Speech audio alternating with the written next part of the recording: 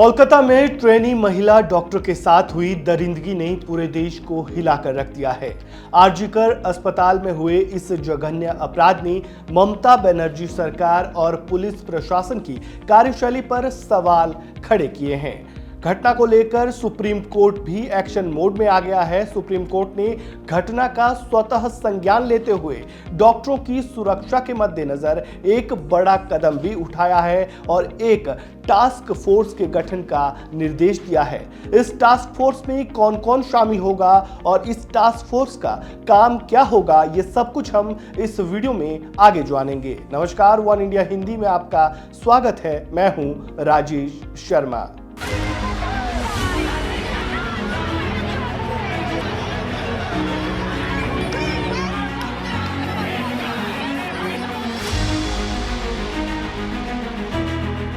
कोलकाता में महिला डॉक्टर के साथ हुई हैवानियत के बाद सुप्रीम कोर्ट ने राज्य सरकार और पुलिस प्रशासन की ओर से किए गए प्रयासों पर कड़ी आपत्ति जताई है। घटना का स्वतः संज्ञान लेते हुए सीजेआई चंद्रचूड़ की अध्यक्षता वाली बेंच ने एफआईआर दर्ज करने में हुई देरी को लेकर आरजीकर अस्पताल के अधिकारियों पर भी कड़ी नाराजगी जताई है। कोर्ट ने स्वास्थ्य सेवा पेशेवरों के सुरक्षित कार्यस्थिति पर सुझाव देने के लिए एक राष्ट्रीय टास्क फोर्स का गठन किया है।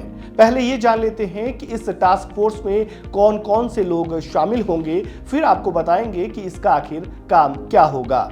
इस टास्क फोर्स में कुल 9 डॉक्टर्स और 5 केंद्र सरकार के लोगों को शामिल किया गया है, जिसमें आरके सीरियन surgeon vice admiral doctor M Srinivasan जो एम्स के डायरेक्टर है, और इसके बाद निमहांस बेंगलुरु की doctor Pratima Murthy, Jodhpur AIIMS director doctor Govardhan Dattpuri, Gangaram अस्पताल की managing director Saumitra Rawat, Grant medical college Mumbai की डीन पल्लवी सापरे, दिल्ली एम्स के cardiological head professor Anita Saxena, AIIMS neurological department की डॉक्टर पद्मा श्रीवास्तवा और Asian institute of national gastrology की managing director doctor Nageshwar Reddy को शामिल किया गया है। वहीं सीजेआई चंद्रचूड़ ने केंद्र से जिन 5 लोगों को नेशनल टास्क फोर्स में शामिल किया है, उनमें भारत सरकार के कैबिनेट सचिव, भारत सरकार के गृह सचिव, केंद्रीय स्वास्थ्य मंत्रालय के सचिव, नेशनल मेडिकल कमीशन के अध्यक्ष, नेशनल बोर्ड ऑफ एग्जामिनर्स के अध्यक्ष, ये केंद्र सरकार के वो 5 लोग हैं जिन्हें टास्क फोर्स में शामिल किया गया है। ये तो बात हुई टास्क फोर्स में शामिल लोगों की। अब जरा ये जान लेते हैं कि सुप्रीम कोर्ट द्वारा बनाई गई नेशनल टास्क फोर्स का काम क्या होगा। दरअसल टास्क फोर्स एक तरह की अस्थायी टीम होती है जिसके किसी भी ऑर्गेनाइजेशन के भीतर किसी खास चुनौती से निपटने या फिर किसी खास समस्या का समाधान करने के लिए बनाया जाता है। इसकी समय सीमा भी सीमित होती है, क्योंकि जब ये अपने काम को अंजाम दे देता है उसके बाद इसको भंग कर दिया जाता है। कोलकाता कांड के बाद सुप्रीम कोर्ट के निर्देश पर बनाई गई टास्क फोर्स चिकित्सा पेशेवरों की सुरक्षा, भलाई और अन्य संबंधित मामलों पर विचार करेगी। इसका काम लिंग आधारित हिंसा को रोकना, इंटर्न, रेजिडेंट, नॉन रेजिडेंट डॉक्टरों के सम्मानजनक कामकाज के लिए राष्ट्रीय योजना तैयार करना होगा।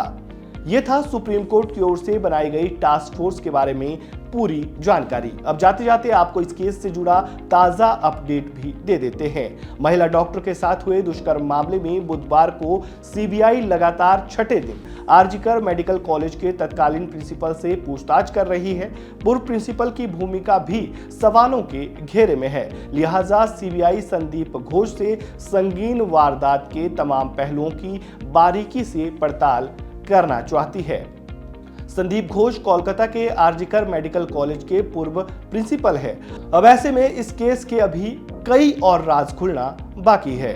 इस वीडियो में फिलहाल इतना ही। आपको जानकारी कैसी लगी कमेंट बॉक्स में राय जरूर दें। वीडियो को लाइक करें, शेयर करें, चैनल को सब्सक्राइब करें और खबरों से जुड़े ताजा अपडेट के लिए वन इंडिया हिंदी को सब्सक्राइब करना बिल्कुल ना भूलें। धन्यवाद।